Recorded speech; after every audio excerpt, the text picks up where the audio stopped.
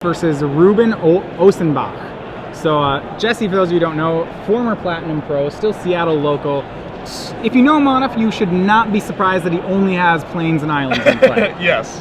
A Pro Tour top 8 also in Philadelphia. Top 8 Pro Tour Philadelphia, playing mono green Cloud Post at the time, which is very different than this deck. Yes. But since then, I think a pretty big aficionado of control strategies.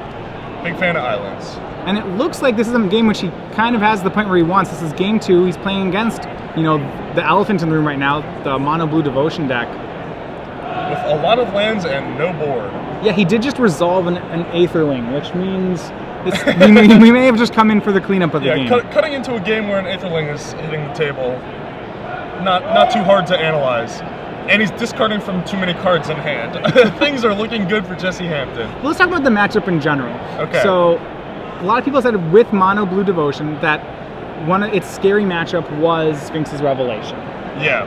And that was mainly because of the Supreme Verdict. Yep, Supreme Verdict and Revelation are like the two big cards, because Supreme Verdict can't be countered, answers everything super efficiently, and then Sphinx's Revelation is just too good, too impossible to run down through verdicts. You can get into more verdicts, and that sort of 1-2 punch that's been a defining player in Standard for a while now is the backbone of all these decks. So we actually have to go back in the game. Reuben made a play here. He actually was able to sneak in an Aetherling there. Jesse had left up enough mana for Dissolve, but Reuben had the negate to counter. So we do have an Aetherling war. Jesse is at lower life points, so it's possible that Reuben might be able to win this race. Jesse is showing another Sphinx's Revelation. Yep, and that should be more than enough, but he does have to still make sure that it resolves and make sure that he, paces the race correctly. There's still plenty of room for error from Jesse's side. Yeah, so usually in an Aetherling war, still the control player is just heavily advantaged, I would think. Yes. Well, you have more tempo gainers and cards like Sphinx's Revelation that, single-handedly are able to pull you way far ahead. Yeah, so the question is how he's going to go ahead and make Aetherling unblockable and swing in. So he can play this fast, or he can play this controlling, right? Yeah, I think you want to get your rev off, but it looks like Jesse's going to try and kill him. So he's pumping to 7 and to 8. So he's doing the full 8 damage. That if he can do the full 8 damage 3 times, that is an extra turn that he gets. Yes. So he's trying to preserve the 3-turn clock. He puts Reuben down to 16. But if he spends all that mana to have the 3-turn clock, that's going to really lower the value of the Sphinx's Revelation. Right.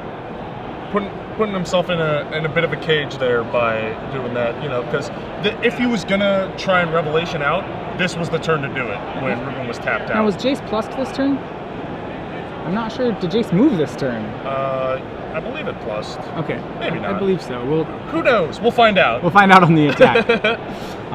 The 2 cards for Reuben are Master of Waves and Mutavault.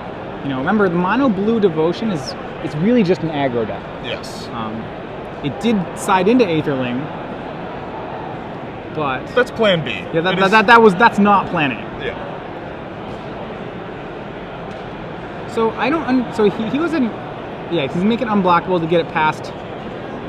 Well, so do you need to make it unblockable before combat? You can just swing. You just attack, and then if Jesse activates, if he activates, then you make it unblockable. Yeah. Steal an extra mana from him. Yep. He's gonna go ahead and quicken here. It looks like he's gonna quicken up a Supreme Verdict.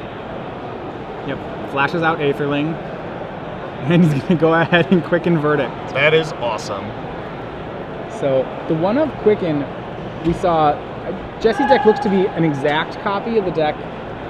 Exact copy of both main and sideboard of the deck that Max Teets was playing in the finals of the Star City Open in Worcester. Yes. So he does have that one Quicken, so he's able to fog for a turn there.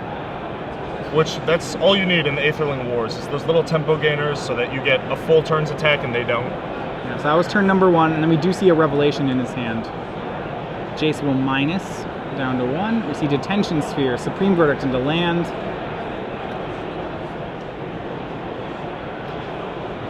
None of the cards very relevant here. Yeah. It's like the land's the only relevant thing. The cards that are relevant are on the table already. Right. So for Jesse, You just take the land, right? There's nothing that matters. Yeah, you can take verdict so you don't die to some weird like double master or something. But okay, and I think that's what Jesse goes with. He does take the verdict. Yeah.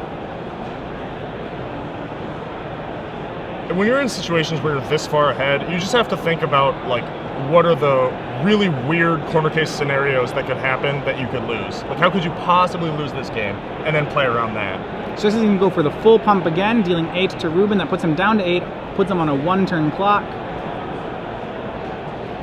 Yeah, Jesse has seized the advantage as to who's winning faster right now. Yes. Thanks to that Quicken Supreme Verdict.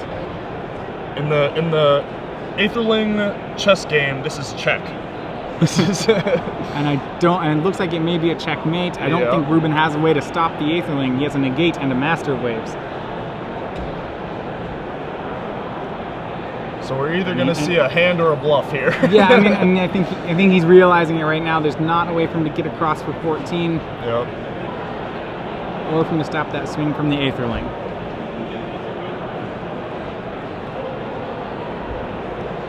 Yep, talking through it.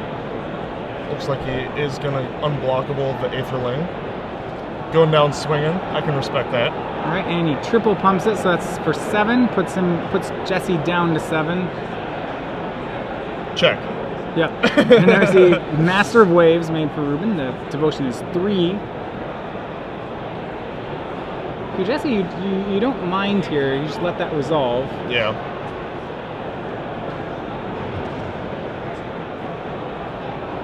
Jesse just making sure that, you know, he can get his Aetherling across. That's all that matters. Yep, and he's going to go ahead and end step Revelation for 4. Puts himself up to 11. Reuben negates, and then Jesse says, okay, I'll pump and swing for 8. And I think Jesse's going to make him do it. Or Reuben's going to make him do it. Yep. All right. No reason not to. You know, Reuben doesn't have anywhere to be. All right, swing for 8, and that'll do it. So Jesse Hampton, 2 games to 0, defeats Reuben Osenbach and moves up to 3-0. Very nice.